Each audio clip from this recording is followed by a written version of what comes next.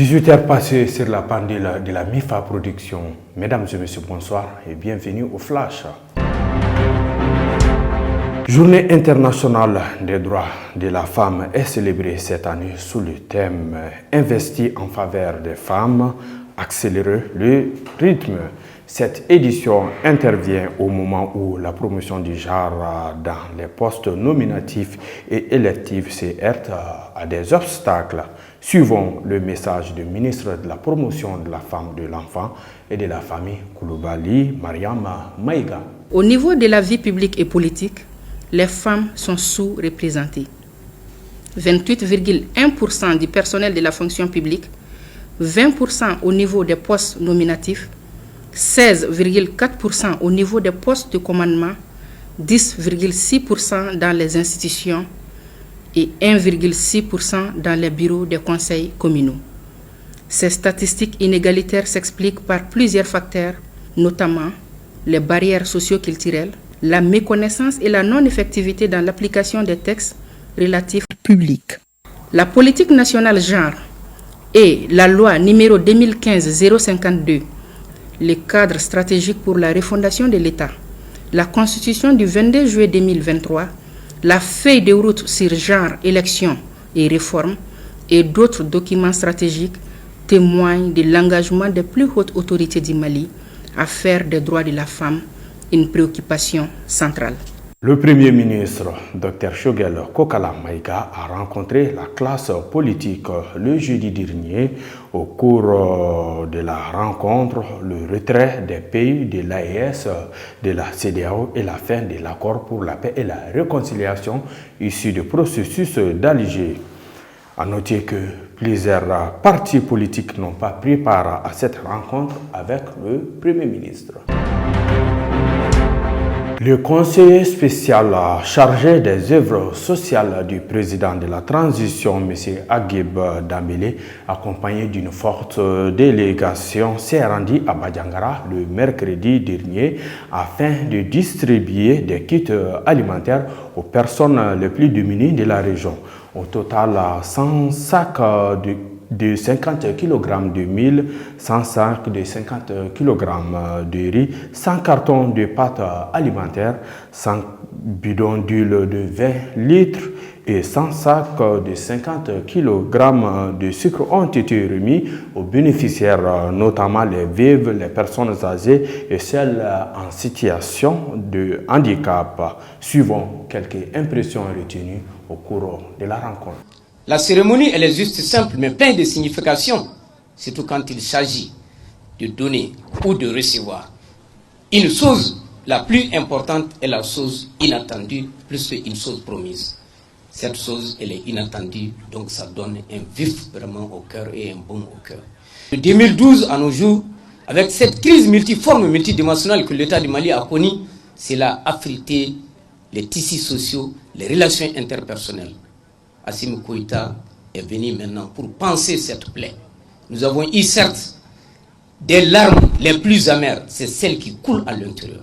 Mais on nous donne aujourd'hui à manger pour effacer ces larmes et puis panser les plaies qui sont à l'intérieur.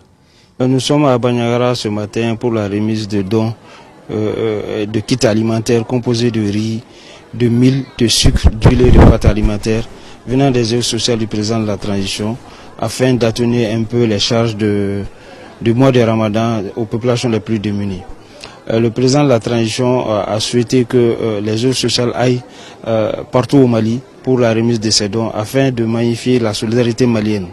Et que Banyagara particulièrement, les populations ont souffert, les populations continuent à souffrir, afin que ces dons puissent permettre de recoudre le tissu social au Mali, que tout le monde se donne la main autour du Mali et espérant qu'il y a d'autres qui vont imiter le président de la transition afin que la solidarité soit pérenne au Mali.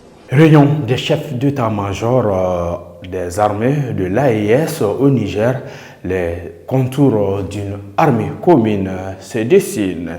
Les délégations militaires de haut niveau du Mali et du Burkina Faso ont rejoint le mercredi passé leurs frères d'armes du Niger pour matérialiser la volonté politique des 3 chefs d'État exprimée le 16 septembre 2023 par la signature de la charte de l'Alliance des États du Sahel.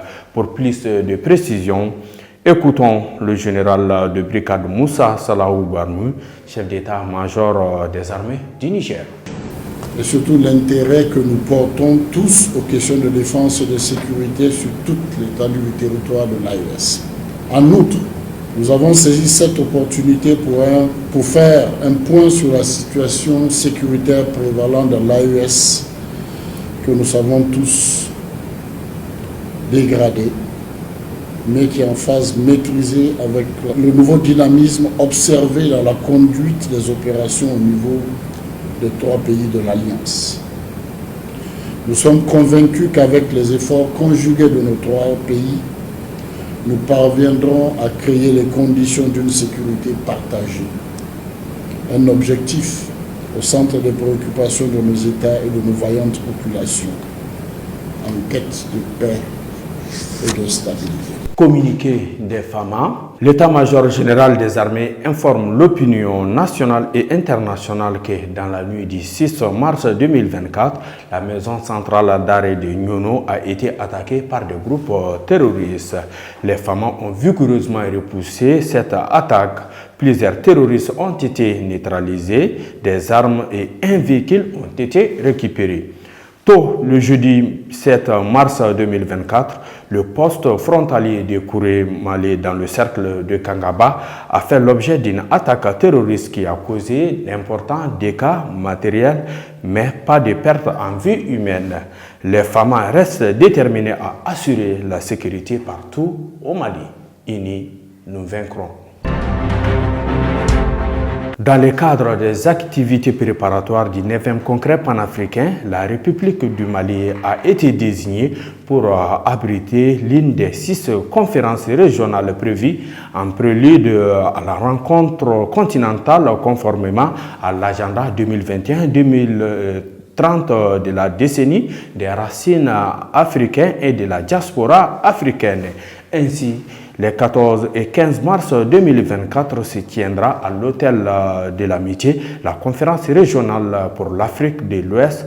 2 jours durant, Bamako accueillera une centaine de participants, dont des ministres, des personnalités de la diaspora, des communautés afro-descendantes, des éminents spécialistes de la migration et du développement, des économistes, des communicateurs, des universitaires et chercheurs, des historiens et des panafricains qui examineront le thème diaspora afro-descendant et développement pour faire des recommandations pertinentes en vue d'une meilleure application des diasporas africains et des afro-descendants au développement du continent et du renforcement des liens entre les diasporas, les afro-descendants et leur mère terre.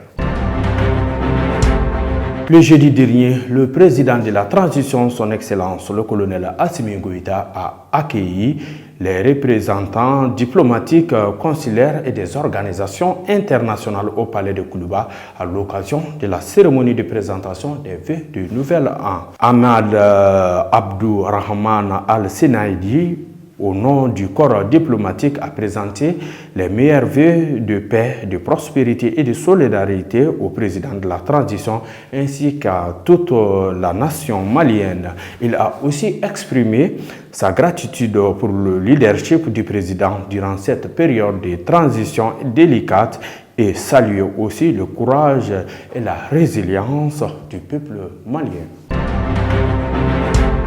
Information hors du Mali. Au Sénégal, les Sénégalais se réjouissent après l'annonce de la date des élections qui se tiendront fin mars.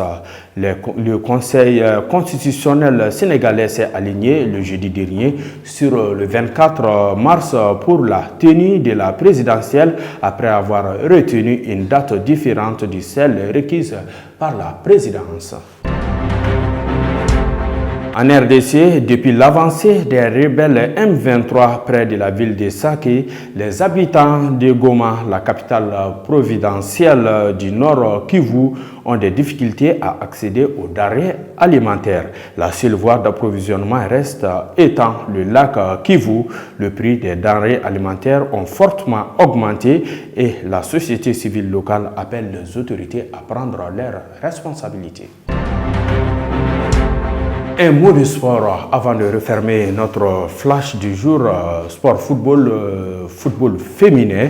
Le mercredi dernier, on a joué au compte des deuxièmes journées du championnat national première division féminine. L'ISFAS a atomisé l'AS Étoile par le score de 6-0. Le Centro FC est tombé devant l'AS Real par le score de 2-1. L'Entente sportive est tombé devant les Super Lions d'Amdalal par le score de 5-2. L'AS Police est également tombé devant l'AS Mandin par le score de 2-1. L'Amazon C5 en déplacement a battu l'AS Soudoubaba par le score de 4-1. Et retenez bien, l'AS Momo a atomisé l'AS Saramaya par le score de 7-0, s'il vous plaît. Au classement après 2 journées, au compte des deuxièmes journées, poule A, première place, on retrouve l'AS Mandé 6 points. Deuxième, AS Momo 3 points. Troisième, l'AS Police 3 points également. Quatrième place, l'AS Real 3 points. Et au 5e place, on retrouve le Centro IFC 3 points. 6e place, l'AS Saramaya ferme la marche avec 0 points. Poule B, première place, on retrouve l'Amazon Commune 5 avec 6 points, accompagné de Super Lyon 6 points également. Troisième place, ISFAS 3 points. AS Soudoubaba et AS Étoile se partagent les 4e et 5e places avec 1 point chacun. Et l'AS Entente ferme la marche avec 0 points à la 6e place. Fin donc de ce flash qui vous a été préparé et présenté par Cheikh Boukadari Marasouba. On se donne un rendez-vous la semaine prochaine s'il plaît à Dieu. Au revoir, Kala Binis le Mali, vive les femmes.